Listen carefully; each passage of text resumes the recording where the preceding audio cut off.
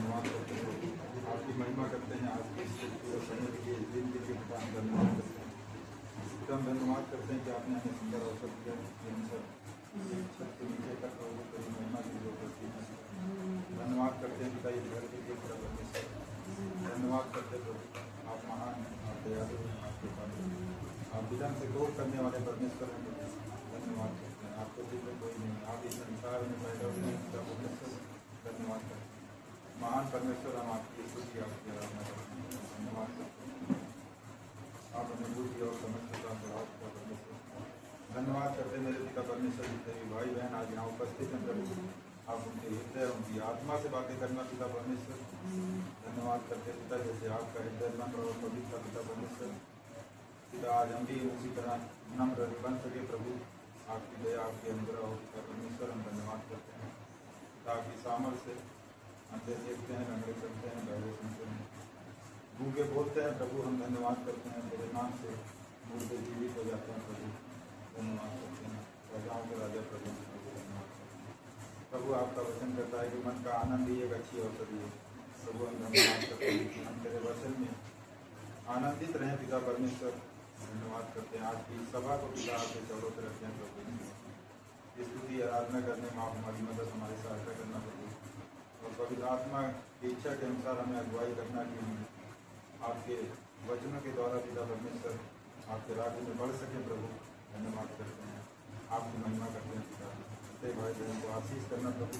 धन्यवाद करते हैं यीशु मसीह के नाम से मांगते हैं, आमीन। करुणा और न्याय के विषय गाऊंगा, हे यहोवा मैं तेरा ही भजन करूँ। परमेश्वर करुणा और न्याय से प्रीति रखता है और हम सच्चाई के साथ करुणा हृदय से न्यायपूर्वक हम उसकी महिमा करें। वो सच्चा परमेश्वर है, सच्चाई से प्यार करता, अपनी करुणा और दया देता और न्याय से हर एक काम करता। धन्यवाद देते प्रभु, जयकार महिमा करें सच्चे दिल से, हृदय से, आत्मा से परिणाम पूजा करें। और हम जो भी कुछ अपने शब्दों में गाएं तो आपकी आत्मा के द्वारा हमारे शब्दों में मिठास कमल जाए और वो सुर लेकर आना जो तुझे भाता है। धन्यवाद देते यीशु मसीह के नाम से मांगते हैं, आमीन। तुझे धन्य कहते रहे हम जब तक ये जीवन रहे, आवाज देते रहे हम तेरा नाम ऊंचा रहे। तुझे धन्य कहते रहे हम जब तक ये जीवन रहे, आवाज देते रहे हम तेरा नाम ऊंचा रहे। ऊंचे शिखर पर्वतों के करते हैं तुझको नमन, नदियों में बहता हुआ जल गाता है तेरा वचन। चिड़ियों की धुन में बसी है महिमा की बातें तेरी, चारों दिशाओं में यीशु फैली है चाहत तेरी। प्रफुल्ल को समुंदर गरज उठे, तेरी करुणा कैसी अनमोल है, तेरी सच्चाई आकाश मंडल में है।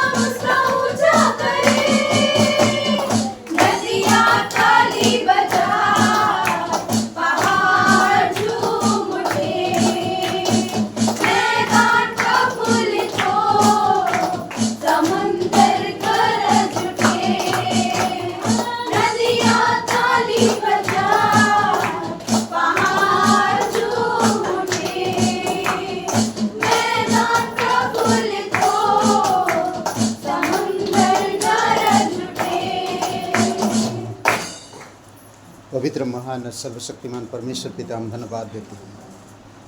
हाँ पिता परमेश्वर, सारी सृष्टि तेरी महिमा करता है। धन्यवाद देते तू हर एक लोगों से प्रेम करता, छुड़ाने के लिए तू स्वर्ग छोड़कर इस धरती पर उतर आया।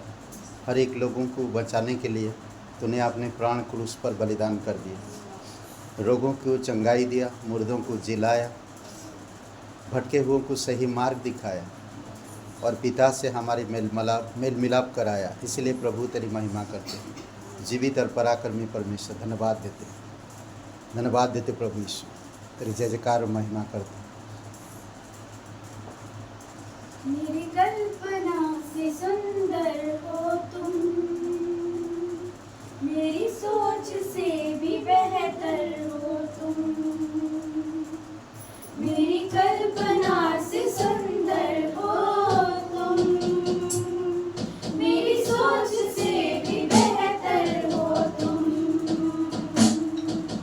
मेरी चट्टान मेरा बल जो हो तुम, मेरी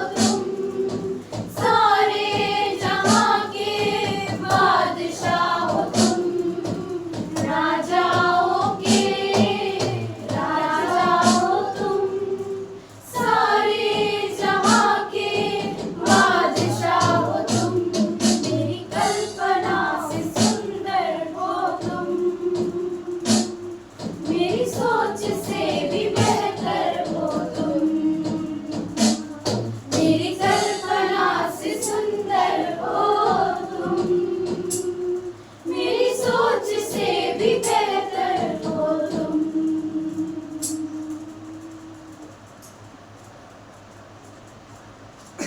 तू वर्णन से भी सुंदर है,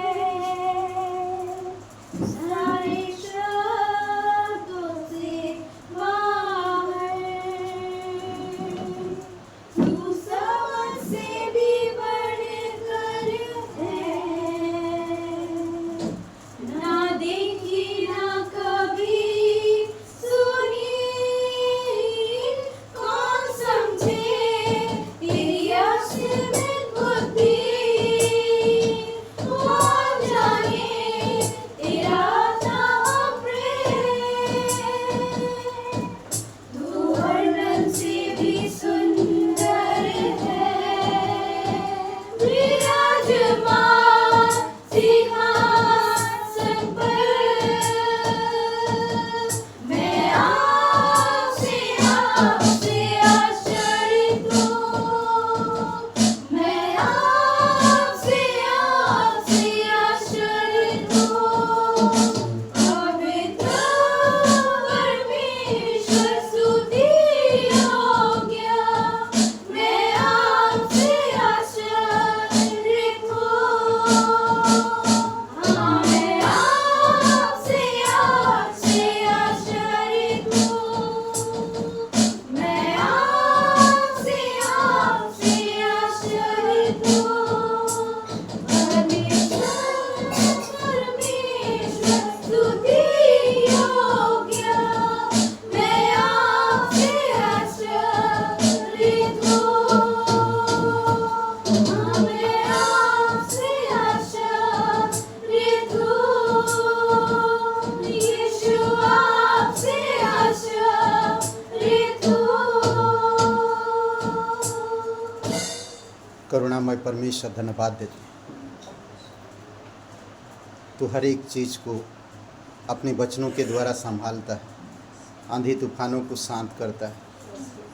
प्रभु यीशु, चट्टान से पानी बहाता है, मरुस्थल में तू हरा भरा कर देता है, सूखे हुए हड्डियों में जान लाता है।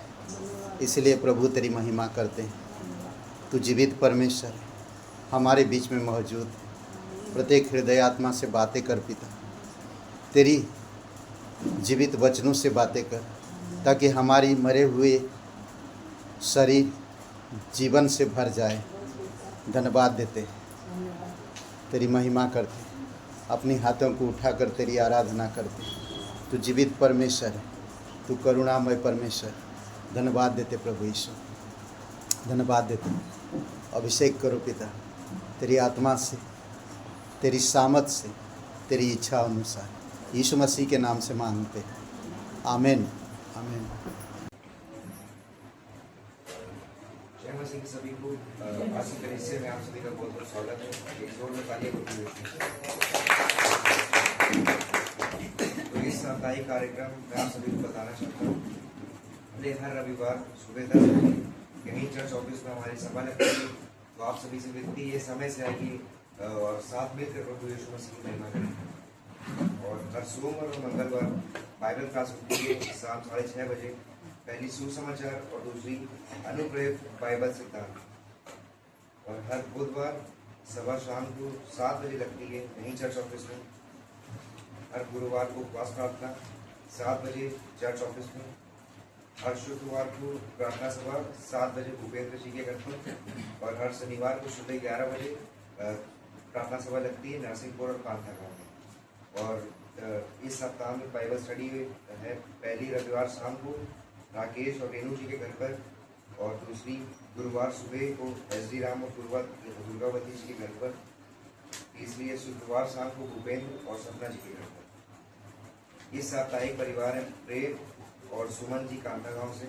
आप सभी उनके परिवार के लिए प्रार्थना करें कि उनके परिवार में प्रेम, शांति और आनंद बना रहे और बुद्धि और आत्मिकता में बढ़े।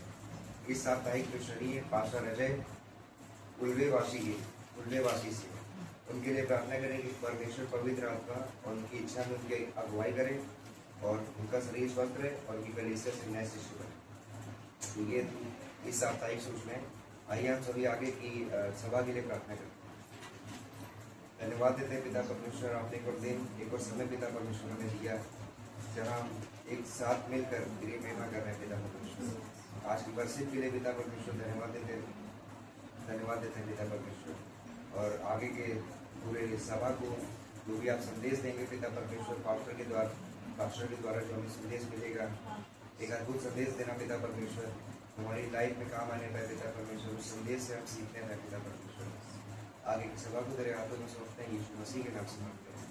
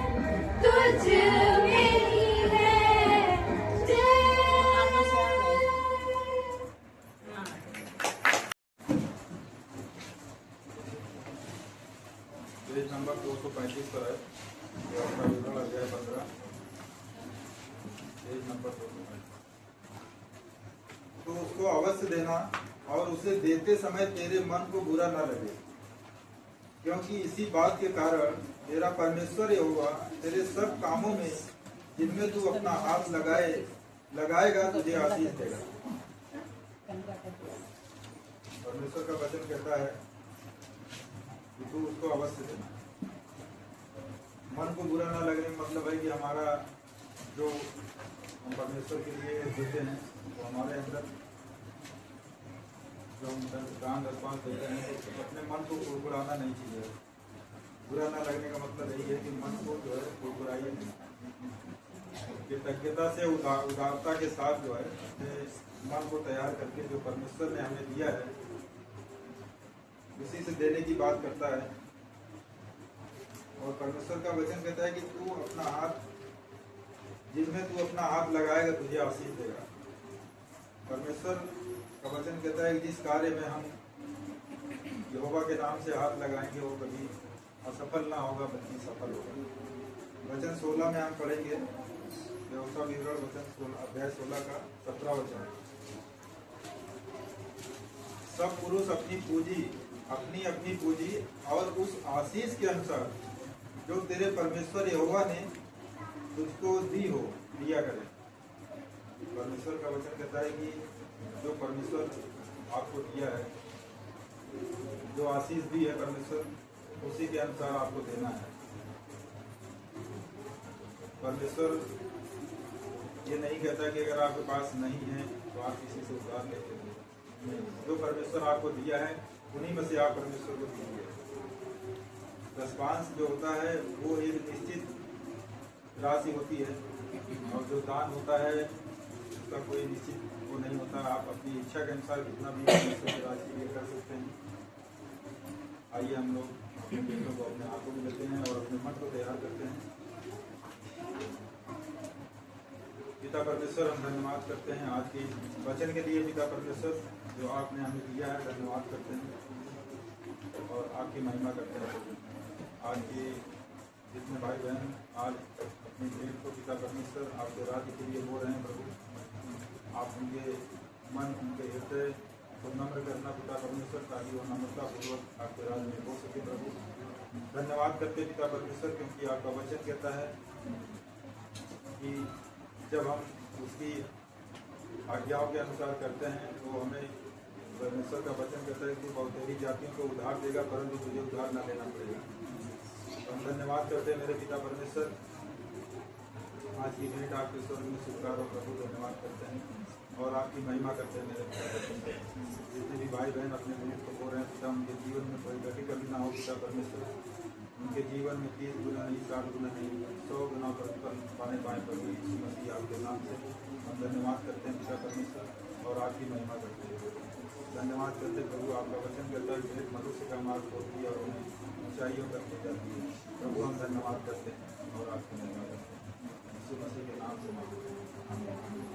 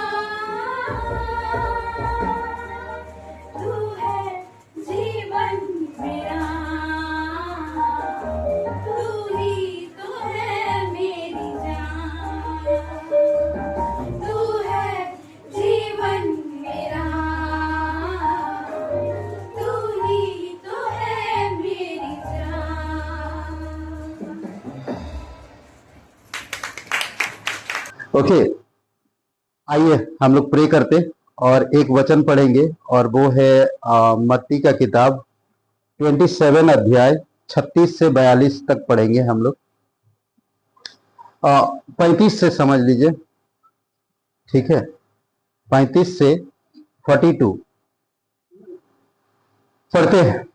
तब उन्होंने उसे क्रूस पर चढ़ाया और चिट्ठियां डालकर उसके कपड़े बांट लिए और वहां बैठकर उसका पहरा देने लगे और उसका दोष पत्र उसके सिर के ऊपर लगाया गया कि यह यहूदियों का राजा यीशु है।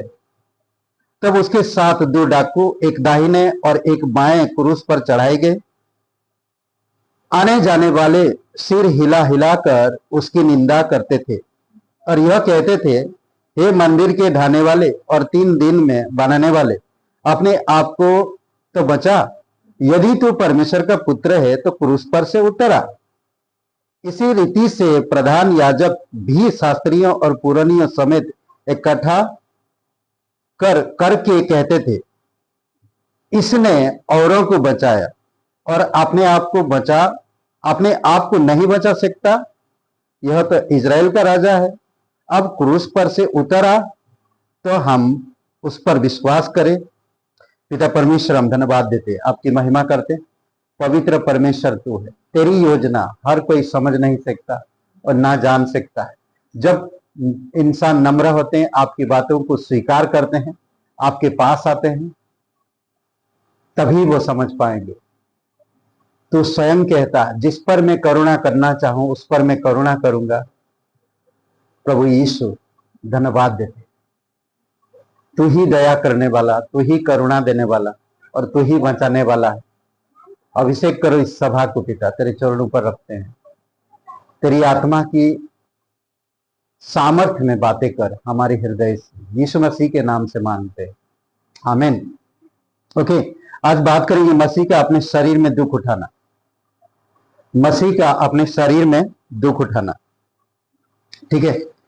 एक गांव में एक किसान रहता था, उसके 2 बेटे थी। एक बेटा काफी बलवान है और एक बेटा कमजोर है, काफी कमजोर, बट दोनों में तालमेल बहुत अच्छा था, एकता थी, दोनों में तालमेल बहुत अच्छा था। और बड़े बेटे पहलवान था, मतलब ताकतवर था काफी, थोड़ा इस तरफ आ सकते, आगे पीछे होकर बैठ सकते, देखना अच्छा लगता है ना, नहीं दिखे तो फिर सुस्ती आता है। अभी नेक्स्ट टाइम बोलेंगे नहीं जाएंगे, दिखता नहीं, कुछ नहीं होता है ऐसा, समझ सकते हैं ना। दिख रहा है शैलेंद्र भाई, आप लोग दिख रहे हैं मुझे, मैं देखूं ना देखूं, आप लोग दिखना चाहिए। एनीवे, तो किसान के 2 बेटे थे, एक ताकतवर था और एक गांव के एकदम बाहर एक कुआं था। कुआं बोलते, क्या बोलते, बावड़ी, जब समझ लो ना, कुआं। और उस कुएं में एक बहुत खतरनाक शेर था, शेर गिर गया। तो गांव वाले बहुत हैरान हो गए, बोलते भाई कुएं से पानी अब निकाल नहीं सकते क्योंकि शेर है, और शेर उसके अंदर से जब तक निकलेगा नहीं तब तक पानी कोई पी नहीं सकता। और उसी कुएं का पानी पूरे गांव में जाता और उसी कुएं का पानी पिया करते हैं। तो सब गांव वाले सब लोग तरकीब निकाले कि वो किसान का जो बेटा पहलवान है, वो उसको हम लोग कुएं में डालते हैं और वो शेर को बंदी बना के पकड़ के ले आएगा। तो ये सब बुलाकर उसको बोला, दोनों भाई को भी खड़े किए, उसका पिताजी खड़ा है, सब पंचायत बैठाए और पंचायत बैठाने के बाद बोले कि तुमको जाना है, और वो बलवान था, तुमको जाना है और उसे बचाना है, मतलब शेर को पकड़ के लाना, जिंदा या मुर्दा जो भी हो। बोलते यार शेर है, उस पर लड़ना कब, खाने की बात नहीं करे। तो वो मान गए, ठीक है। बोला मेरा एक शर्त है, वो पहलवान बोलते कि मेरा एक शर्त है, सबसे पहला रस्सी मेरे भाई पकड़ेगा,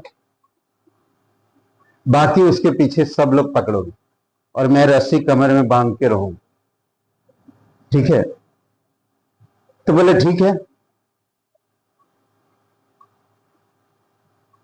तो फिर रस्सी बांध लिए और दूसरे दिन सुबह हो गया, रस्सी बांधे और सब पकड़े और उसका भाई एकदम कुएं के पास वाली जो ऊंचे होते दीवार, उसी दीवार में खड़ा हुआ उसका भाई, और बाकी सब गांव वाले पीछे रस्सी पकड़े हुए।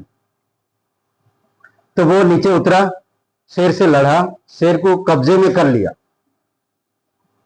कब्जे में करने के बाद शेर को लेकर आ रहा, और फिर जैसे किनारे पे मतलब ऊपर आने वाले थे, शेर छूट गया। सब गांव वाले रस्सी छोड़ के भाग गए, अपने अपने घरों में घुस गए। कोई रुका नहीं और कोई वहां पर दिखा भी नहीं। उसका भाई रस्सी पकड़ा हुआ था,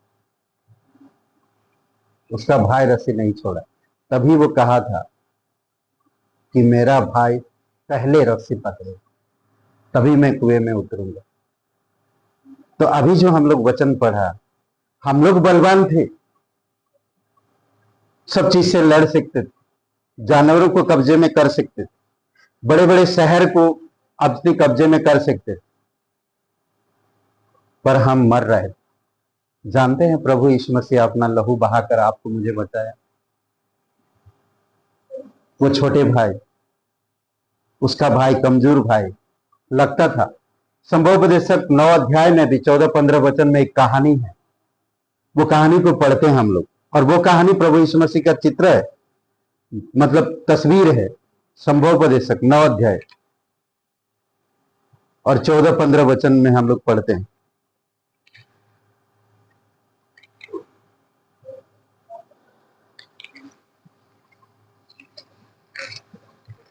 इसमें बहुत खूबसूरत कहानी है, बहुत अच्छा कहानी है। एक छोटा सा नगर था। ये छोटा सा नगर क्या जानते हैं? ये पृथ्वी, ये पृथ्वी है। छोटा सा नगर ये पृथ्वी है, जिसमें थोड़े ही लोग थे। यहां पर थोड़े लोग थे, इस पृथ्वी पर थोड़े लोग थे, और किसी बड़े राजा ने उस पर चढ़ाई करके उसे घेर लिया, और वो है शैतान। बड़े राजा यानी कि वो है शैतान, और उसके विरोध में बड़े मोर्चेबंदी कर दी, और वो है शैतान। पूरी संसार को अपनी कब्जा में कर लिया, और इस संसार का वो सरदार हो गया। बड़ा मोर्चाबंदी खोल दिया है आज। इसलिए पाप, नफरत, झूठ, बलात्कारी, खून, ईर्षा, जलन, झगड़ा ना, ये सारी चीजें इस संसार में आज भरा हुआ है। वो कब्जे में कर लिया, पूरी तरह से मोर्चाबंदी खोल दिया है इस छोटे से नगर को। फिर कहता वचन, परंतु उनमें एक दरिद्र बुद्धिमान पुरुष पाया गया, और ये दरिद्र बुद्धिमान पुरुष कौन है? प्रभु यीशु मसीह, जो स्वर्ग छोड़कर इस धरती पर मनुष्य के रूप में उतर आया। समझ रहे हैं? उतर आया, और उसको कहते कि कोई नहीं जानता, कोई नहीं समझ पा रहा था। और यही दरिद्र बुद्धिमान व्यक्ति क्या किया? देखिए, बुद्धिमान पुरुष पाया गया इस धरती पर। यीशु मसीह देह धारण होकर इस धरती पर उतर आया, एक इंसान के रूप में। गरीब था, गरीब घर में पैदा हो गया। करेक्ट? उसने उस नगर का अपनी बुद्धि के द्वारा बचाया। उस नगर का यानी कि इस पृथ्वी पर उसने अपनी बुद्धि के द्वारा बचाया। कैसे? अपने आप को क्रूस पर बलिदान किया। ओके, अपने आप को क्रूस पर बलिदान किया, कब्र में गया और तीसरे दिन जी उठा। हर एक लोगों के दुख कष्ट को सहा। ओके, पापों को, हमारी पापों क्रूस पर के लिए, हमारी पापों का जो सजा था वो क्रूस पर भर दिया। समझ रहे हैं? बुद्धि के द्वारा बचाया।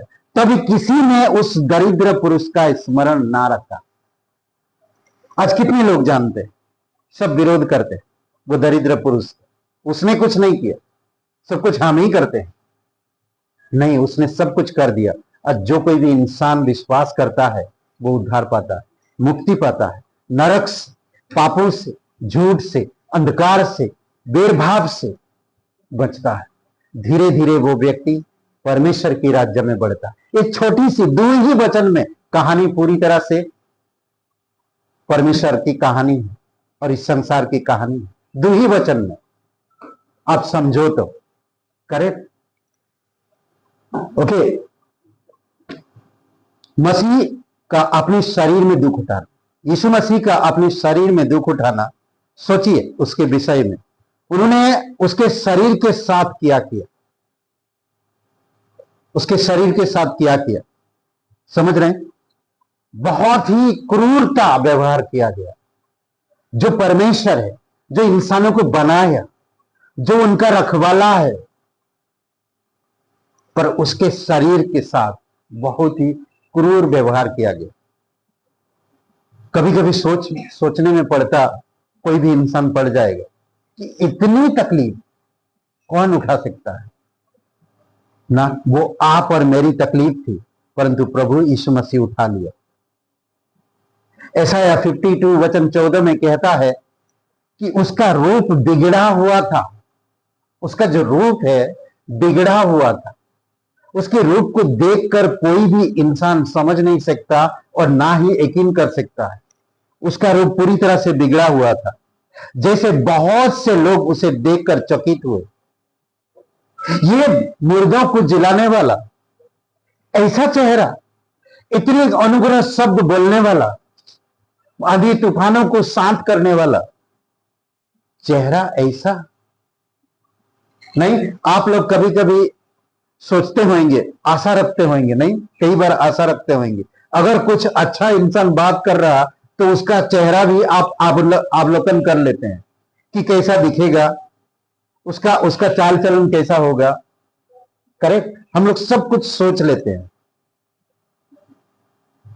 सोचिए, आप एक व्यक्ति को कभी जानते नहीं, सिर्फ उसकी आवाज सुने हैं, कभी नहीं जानते, सिर्फ आवाज से आप उसको पहचान लेते कि आवाज अगर इतनी कोयल की मिठास आवाज है तो उसका चेहरा, उसका चाल चलन, उसका रहन सहन कितना अच्छा होगा। हम लोग आंक लेते हैं सर। कोयल की आवाज, कोयल को देख नहीं पाते पर उसकी आवाज से हम खुश होते हैं, पर कोयल काला नहीं, काला है। संजय भाई, मैं आप लोग को कुछ नहीं बोल रहा हूं, हम लोग है ही काला, कोई बात नहीं। आवाज अच्छा है आपका आवाज अच्छा है। मजाक करा, सीरियस मत लीजिएगा, ओके। कोयल की आवाज मीठी, सबको मधुर लगता है, पर वो काला है। देखने में काला रंग ना, हर एक लोगों को परमेश्वर कोई ना कोई कला दिया है, पर कुछ ना कुछ कमी भी रखा। हर एक प्राणी, पक्षी, हर एक जीव जंतु, हर एक चीजों में कुछ कला दिया है, कुछ योग्यता दिया है, अच्छा है, बेस्ट है, पर कुछ कमी भी है उसके अंदर। हर किसी के पास परफेक्ट नहीं है।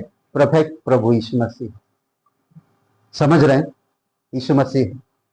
तो इसीलिए उसका चेहरा, क्योंकि उसका रूप यहां तक बिगड़ा हुआ था कि मनुष्य का सा ना जान पड़ता था, और उसकी सुंदरता नहीं थी। पर वही पूरे जगत के लिए, मनुष्य जाति के लिए उद्धार का कारण बना, बचाने का जरिया बना। सोचिए, अद्भुत है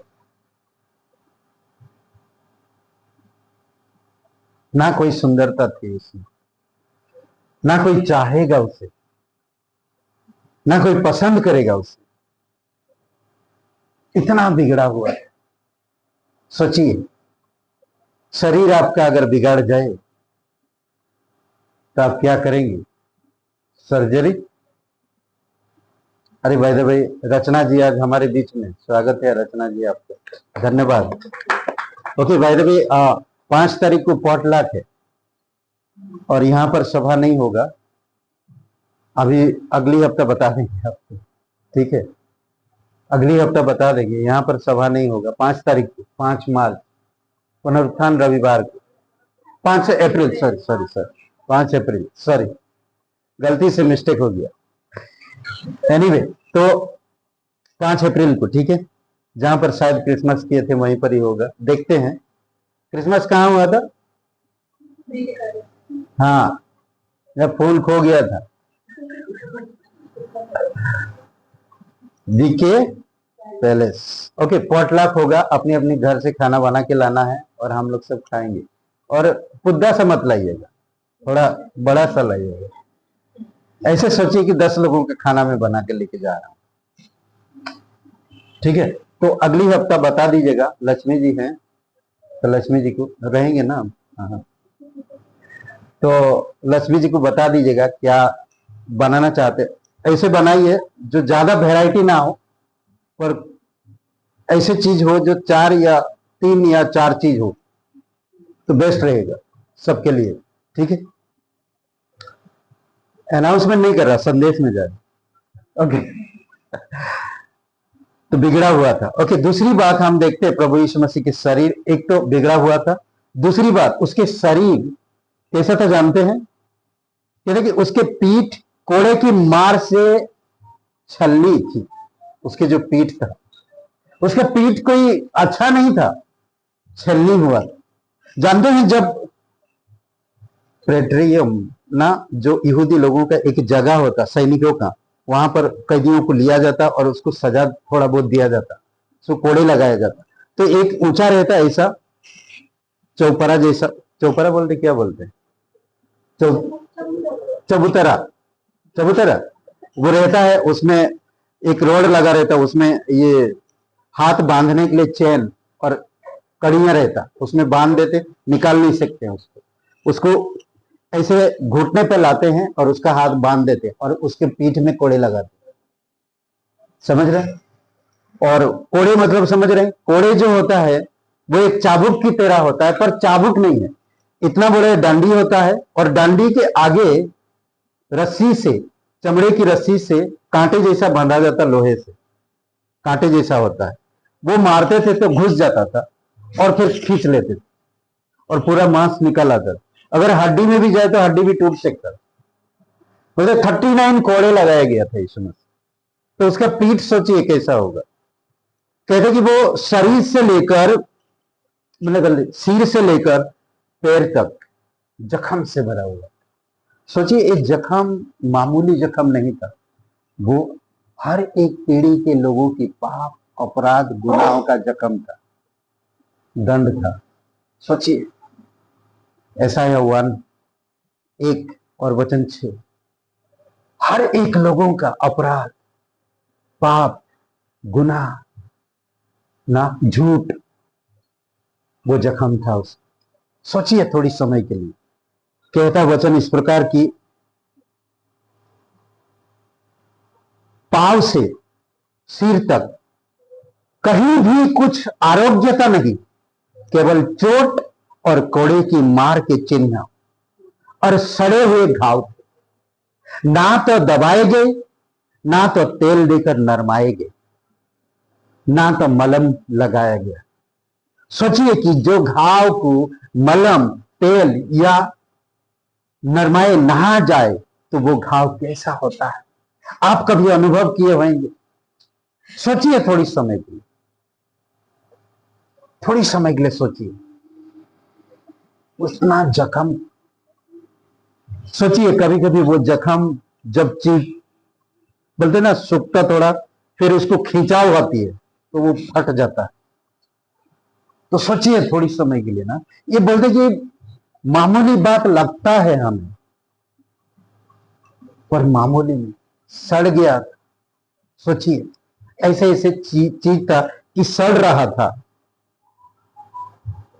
सड़ा हुआ था, उसके शरीर बिगड़ा हुआ था, उसके चेहरा बिगड़ा हुआ था, उसके पीठ कोड़े के मार से छलनी थी। देखिए एक एक चीज, चेहरा बिगड़ा हुआ था, पीठ छलनी था। ओके, उसकी भयों, दाग के निशान थे। भयों का मतलब समझ रहे हैं? मत्ती का 27 और 29 पढ़िए कोई एक जन, 27 और 29 वचन।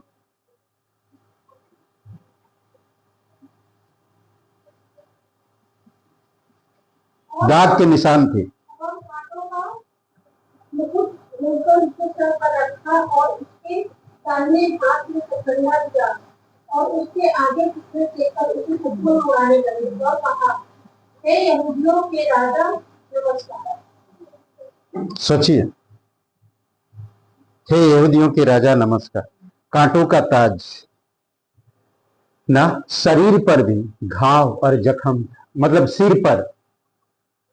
कहते हैं कि कांटों का ताज बोलते, कौन सा तार जानते हैं? अभी जो आप लोग खेतों में लगाते हैं तार, हाँ, कौन सा? बाउंड्री में लगाते हैं जो कांटेदार होता, वही तार को वो लोग क्या बनाया? मुकुट बनाया और उसके सर पे रखा।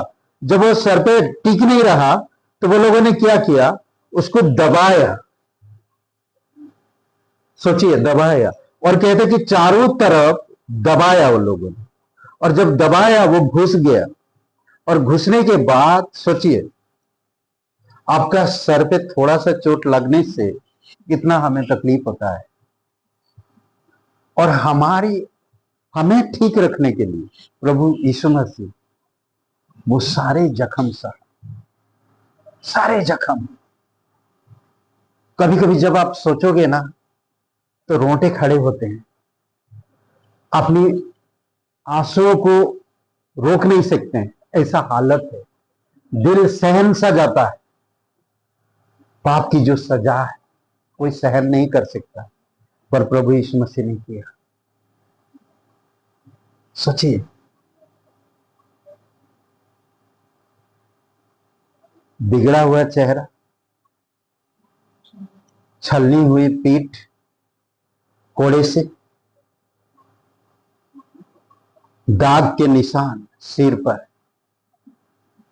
जैसा निशान, ऐसे जैसा दागा गया ना, दागा गया ऐसा निशान।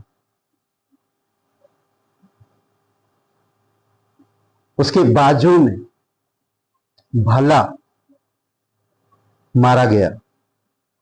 यूहन्ना 19:34 कहते कि परंतु सैनिकों में से एक ने बर्छे से उसका पंजर बेधा और उसमें से तुरंत लहू और पानी निकला। पंजर को बेध, सोचिए, उसके बाजू में भल्ला मारा गया, और ये भी पीठ कोड़े से छन्नी, पेट भाले से छेदा गया। सोचिए, पेट या क्या बोलते हैं इसको, पंजर, जो भी हो। सोचिए थोड़ी समय के लिए, उसका शरीर जानते हैं आप और मैं ठीक रह सके, इसलिए सारी चीज वो सहा ताकि हम अच्छे रह सके, हम सुरक्षित रह सके, हम जख्म से, कोड़े से ना, विरोध से बचे रहे। जो हमारे साथ बीत रहा ना, ये कुछ भी नहीं है। जो उसके साथ हुआ है उसके सामने ये मामूली है। कई बार हम इस मामूली को बहुत बड़ा समझते हैं, पर बहुत बड़ा तो उसने सहा, उसने सहा। समझ रहे हैं? किसी ने कहा बेटा गलत था, बेटे को लोग पत्थरवाह कर रहे, मार रहे डांडों से। उस रास्ता से उसका पिताजी गुजर रहा था और उसका पिताजी बाइक से उतर कर देखा, क्या हुआ भाई, क्या हुआ? वो भी एक दो मारने जा रहा था, देखा तो उसका बेटा है। वो जाकर बेटे को अपनी गोदी में, बाहू में ले लिया और अपना पीठ पीछे कर दिया, और उसकी सारे जख्म की वो पूर्ण रूप से सह लिया। गलत था बेटा, गलत किया था, इसीलिए लोग पथरवाह कर रहे थे, मार रहे थे। एक पिता था जो अपने प्रेम को दिखाया। उसी प्रकार प्रभु यीशु, आप और मैं गलत थे, हमारे ऊपर वो सारी चीजें होना चाहिए था, परंतु यीशु आकर हमें बाहू में लिया और वो जख्म सह लिया। सोचिए, ये परमेश्वर है जो आपको खुश देखना चाहता है, आपको सुरक्षित रखना चाहता है, आपकी हर एक गुनाहों को सजा नहीं देना चाहता।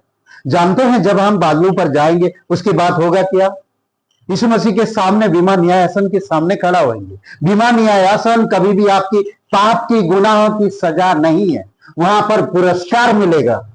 इसलिए आज हमें उसकी महिमा कैसे करना चाहिए, कैसे जीवन जीना चाहिए।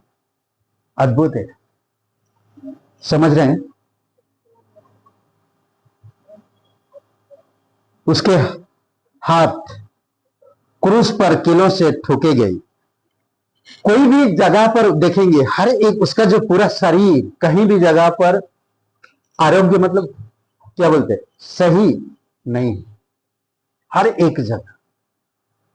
सोचिए, पढ़िए ये वचन लुका का 24:39। उसके हाथ क्रूस पर किलों से ठोके गए थे।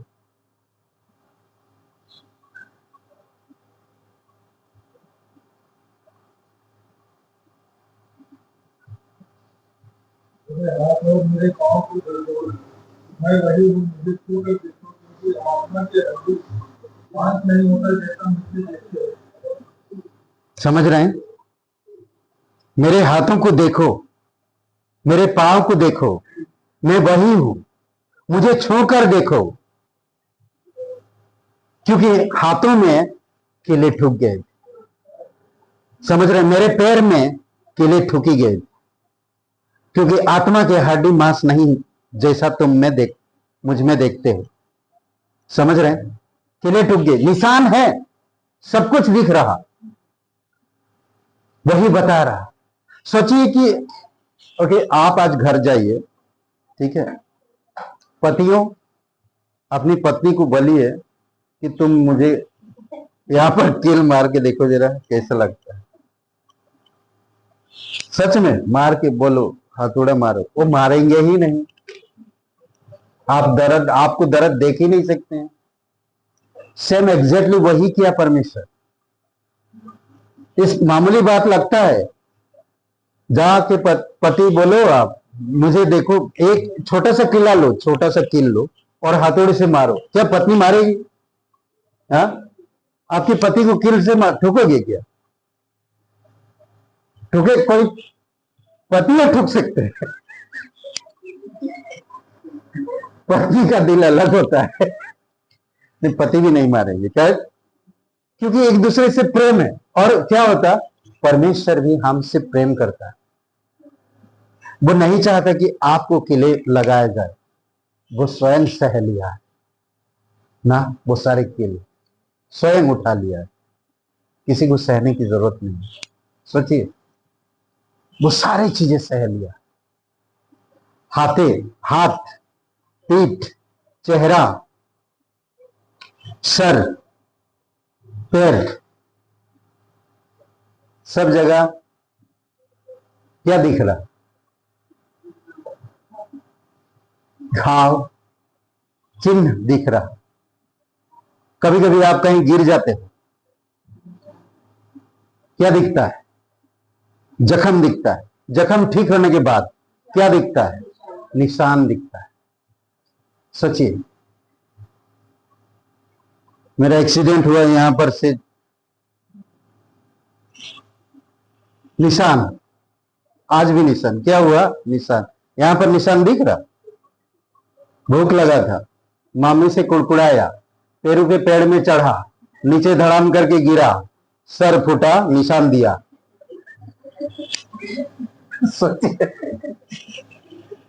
कोई भी चीज जल्दबाजी मत करें।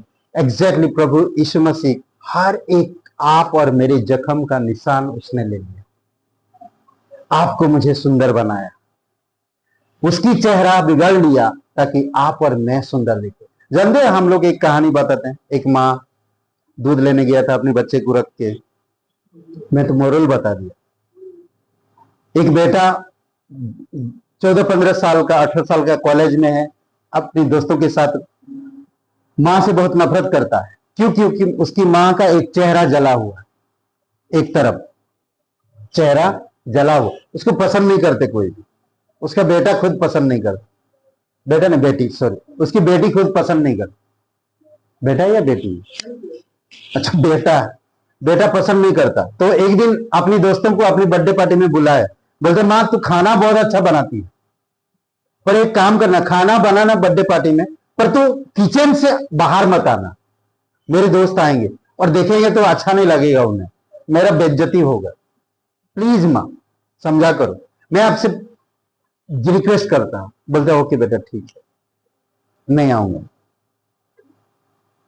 तो बर्थडे पार्टी चल रहा, खाना आ रहा ना, नाश्ता आ रहा, बहुत खुशी से खा रहे हैं बहुत कुछ, और बोलते भाई क्या खाना मस्त टेस्टी है, कौन बनाया? बोलते मेरी माँ ने बनाया। अरे आंटी जी से हमें मिलना है।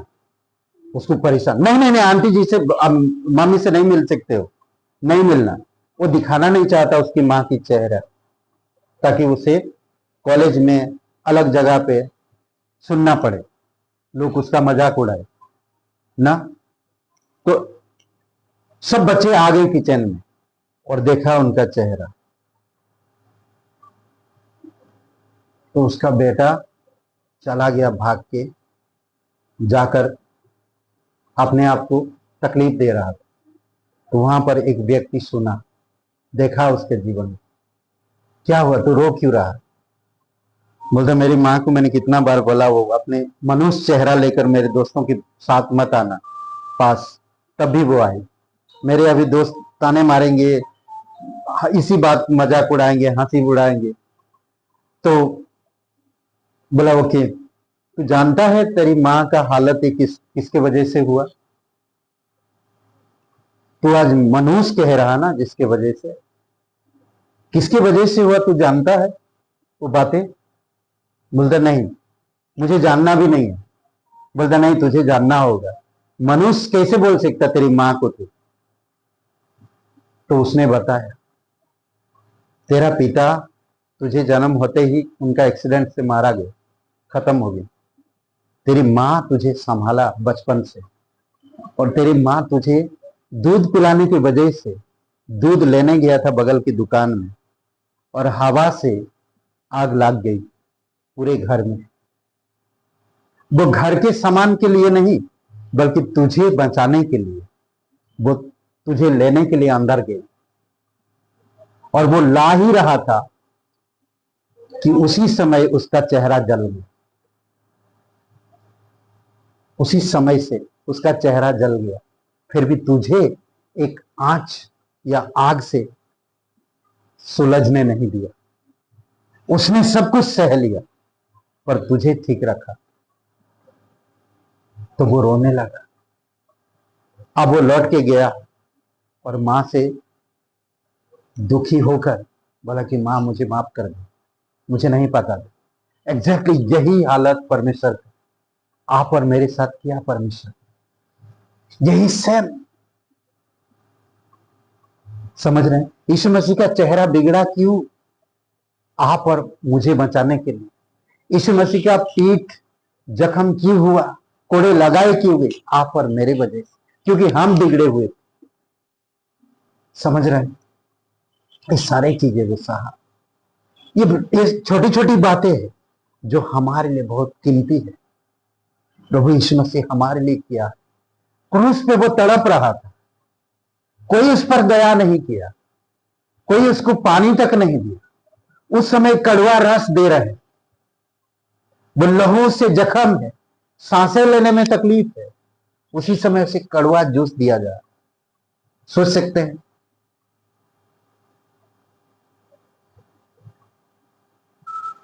हाथ पैर किलों से बंद। भजन संहिता 22 वचन 16 पढ़िए। देखिए, एक चीज मैं बताना चाहता हूं ना, एक पुरानी पेपर है, ये पुरानी है, ये पुरानी 15 मार्च का, चलेगा ना? ओके, पढ़िए कोई वो। मुझे दे दिया, तो की मंडली मेरे चारों ओर मुझे घेरे हुए है, ये मेरे हाथ और मेरे पैर खींचते हैं। ओके, क्या कह रहे? कुत्तों ने मुझे घेर लिया। समझ लीजिए, यहां पर यीशु मसीह बीच में, चारों तरफ कुत्ते घेरे हैं। सचमुच कुत्ते नहीं, कुत्ते का प्रतीक दिया। जब कुत्ते एक साथ घेर लेते किसी को तो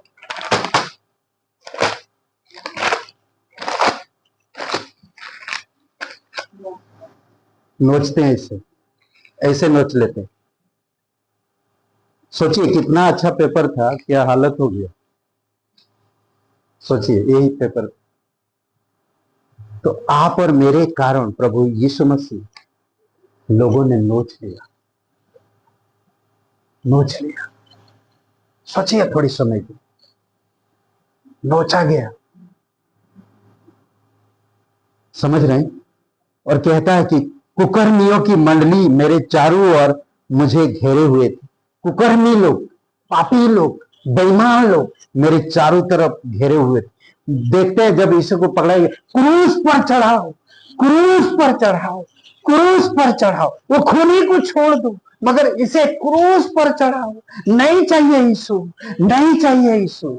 सोचिए, चिल्ला रहे थे, खूनी को छोड़ दो, दरिंदे को छोड़ दो, बलात्कारी को छोड़ दो, पर यीशु को क्रूस पे चढ़ाओ। यीशु ने तो कभी कुछ नहीं किया। 5,000 लोगों को खाना खिलाया, चमत्कार दिखाया, मुर्दों को जिलाया, कोड़ियों को ठीक किया, अंधों के आंखें खोल दी, बहरे गूंगे दुष्ट आत्मा भरे हुए लोगों को ठीक किया। क्रूस पर चढ़ाओ।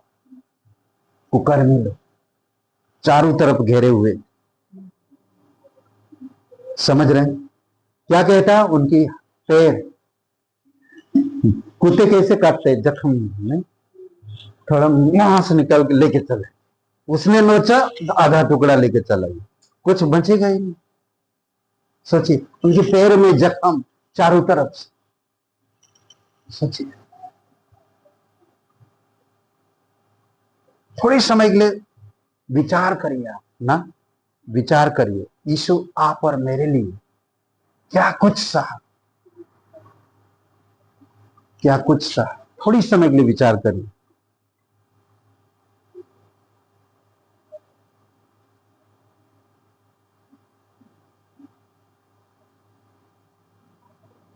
लोग मत्ती का किताब खुलते हैं, मत्ती का 36 वचन, सॉरी 27, 27, मत्ती 27, 36। ओके, 36। और वहां बैठकर उसका पहरा देने लगे।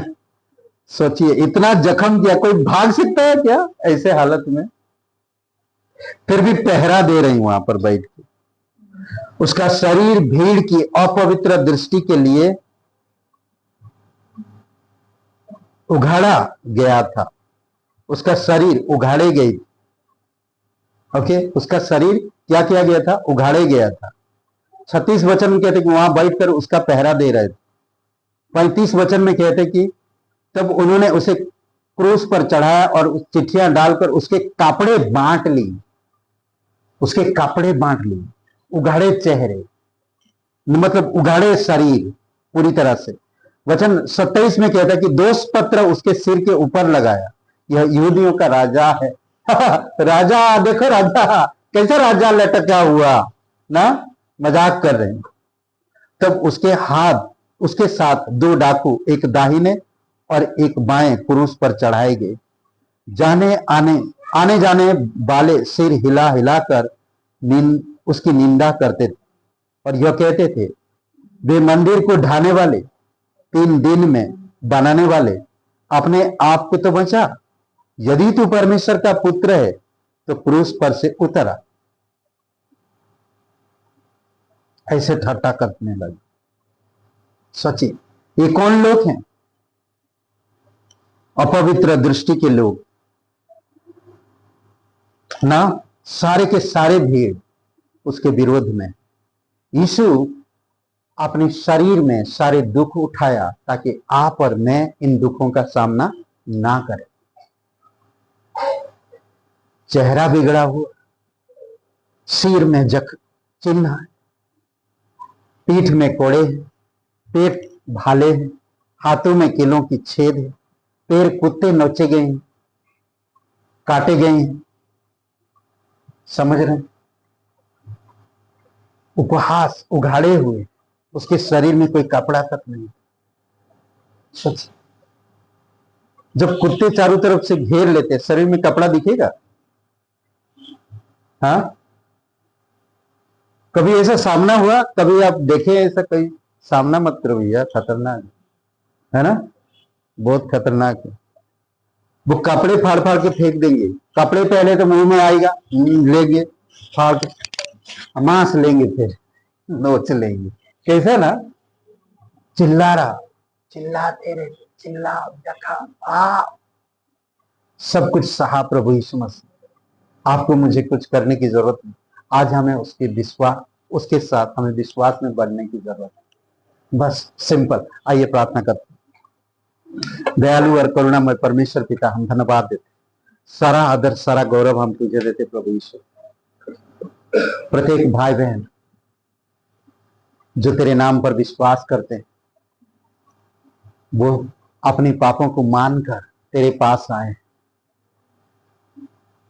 आज वो पवित्र है, जीवित है, आपके साथ मेल मिलाप है, अनंत राज्य में प्रवेश कर चुके हैं। कोई भाई बहन आप नहीं जानते इस जीवन के अंत के बाद कहां अनंत बिताएंगे। परमेश्वर आपसे प्यार करता है, परमेश्वर आपको जानता है, परमेश्वर की अनुग्रह है, दया और करुणा है। हमें परमेश्वर को समझना होगा।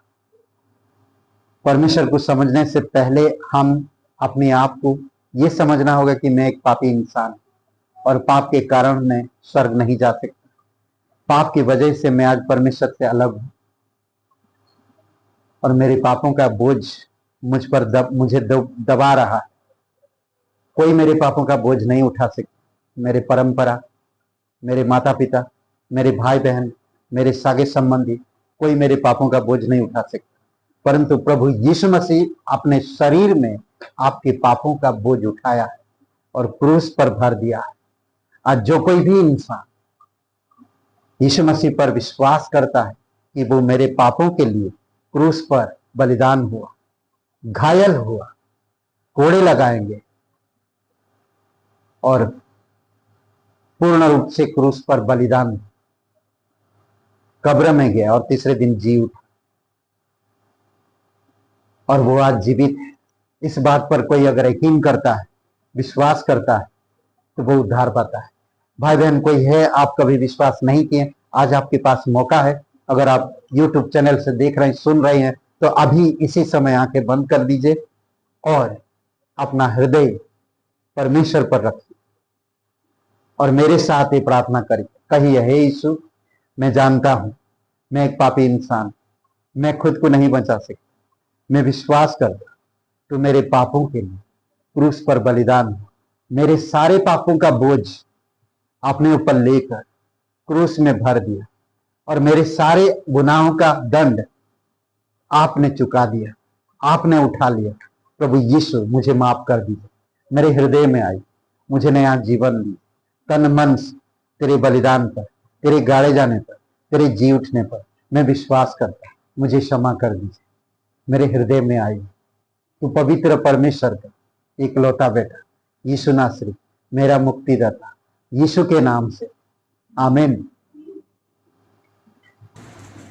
मेरा यीशु है कमाल का, मेरा यीशु है कमाल का, मेरा यीशु है कमाल का, मेरा यीशु है कमाल का। उसके जैसा कोई नहीं, उसके जैसा कोई नहीं, उसके जैसा कोई नहीं,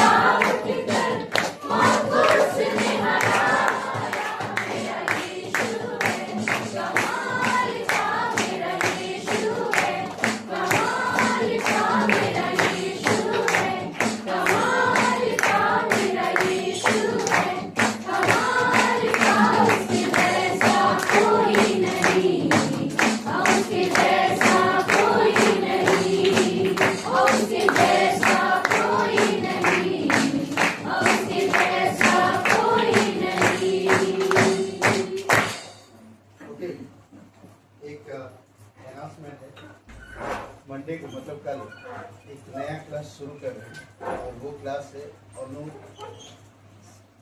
उपयुक्त बाइबल सिद्धांत। समझ रहे हैं? एबीडी जिसको बोलते एबीडी क्लास है, प्रैक्टिकली है। कैसे हम लोग संदेश को बनाना, कैसे परमेश्वर के वचन को सुनना, कैसे बाइबल को समझना, अलग अलग टॉपिक में हम लोग बात करेंगे। अगर आप लोगों को किसी को आना हो आ सकते, ठीक है, 5 बजे 6 बजे, ठीक है। तो सिद्धांतों का सर्वेक्षण खत्म हो गया तो नया क्लास चल रहा है, ठीक है। कल से पिता परमेश्वर प्रभु यीशु से प्रत्येक लोगों को कोई अनुग्रह तेरी दया में आप अनुग्रह करो। रचना जी आप उनको छुओ पिता, बल और शक्ति दो और पूर्ण रूप से चंगाई देना प्रभु यीशु से। धन्यवाद उनके जीवन के लिए, प्रत्येक परिवारों के लिए पिता। हम प्रार्थना करते हैं कुलदीप के लिए जो बिजली गिरा उसके जख्म को ठीक करना प्रभु, पूरी तरह से ठीक करना प्रभु यीशु। धन्यवाद देते हैं उसे मृत्यु से आपने उसे सच में बचाया प्रभु, सच्चा और जीवित परमेश्वर। धन्यवाद देते हैं उनकी माता जी के विश्वास के लिए। धन्यवाद करते हैं यहाँ पर सभी भाई बहनों के लिए, उनकी घर परिवार फाइनेंस उनके जीवन में आप ब्लेसिंग करना प्रभु, शरीर को भला चंगा रखना। धन्यवाद यीशु मसीह के नाम से मांगते हैं, आमीन। सबको आशीष मिले, बहुत बहुत धन्यवाद।